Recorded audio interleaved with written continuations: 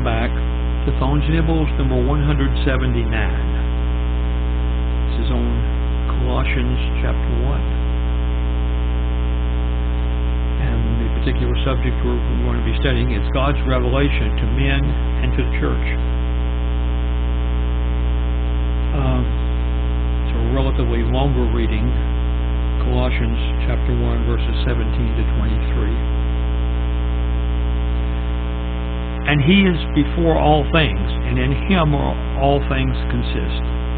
And He is the head of the body, the church, who is in the beginning, the firstborn from the dead, that in all things He may have the preeminence.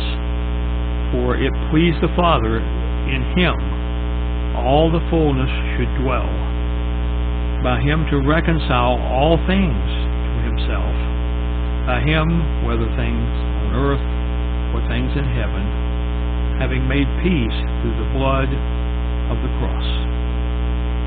And you, who once were alienated and enemies in your mind by wicked words, yet now He has reconciled in the body of His flesh through death to present you holy and blameless and above reproach in His sight. If indeed you continue in the faith, grounded and steadfast, and are not moved away from the hope of the gospel which you heard,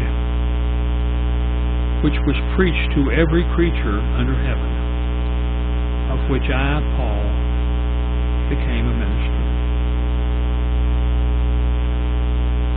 Okay, this is a kind of a big thought, and because it's such a big thought, we have to call on God for it. And so I titled this area, God Holds It All Together. Why is this in the Bible? It's God's position to believers. It's to all believers, and the communications, peace to those who believe and follow. So basically, this is a step beyond salvation. Peace to those who believe, that's salvation, so to speak. And follow, that's obey what it is that God has us here on earth to do. Application to my life. Since they, that is the Colossians, will continue in faith and will not be flexible in the gospel, as it is preached by the preachers such as me. Note, this is not a conditional promise.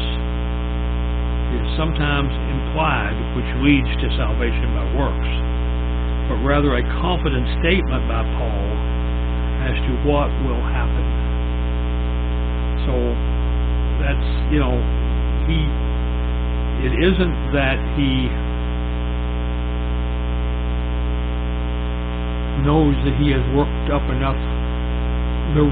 They have worked up enough points in God's scale, great point scale, to continue into heaven. No. He in fact says that they have promised to follow what Paul has taught and others, preached by the preachers, is the phrase. It's not that he ever was afraid that they were going to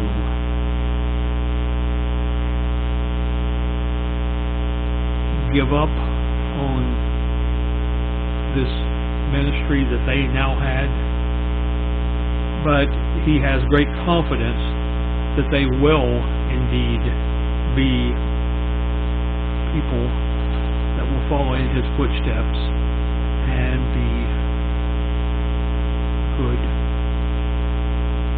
servants, ministers, and so on to others.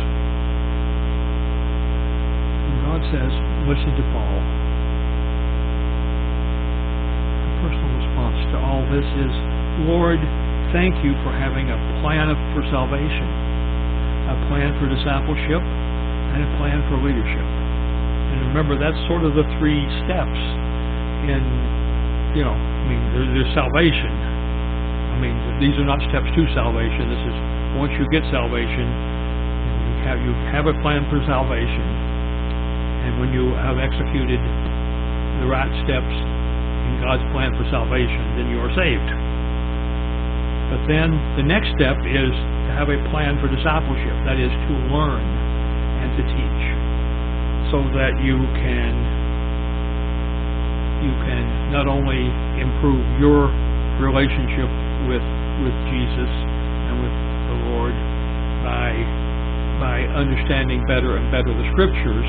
Also, you can also teach others to get them on this same track of salvation, discipleship, and so on. And then finally, a plan for leadership. That once you have salvation and you have been discipled yourself sufficiently, and you are now well practiced in discipling others, then you're in position for leadership.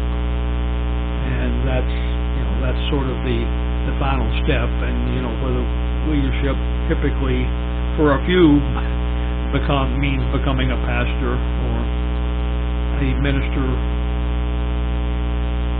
or a missionary. Those are leadership positions, but also there are leadership positions at the lay level within the church. There's Sunday school teachers, there's music people, there's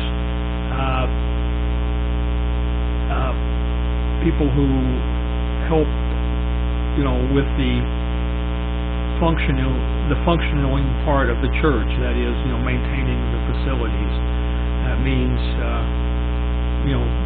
helping build new facilities or repair old facilities or do any of those things which you are leading the church by providing the church with what they need. And just a simple little thing right now. I am sort of in leadership right now at my church with the absence of having a pastor, and so my number one goal right now is to get the nursery, the baby nursery, back into shape. It had been sort of taken apart with the possibility of moving it to a different part of the building, but we all finally got together and said, no, that doesn't even want to work. So we are now, have this sort of half-painted, half-carpeted place where we need to get in and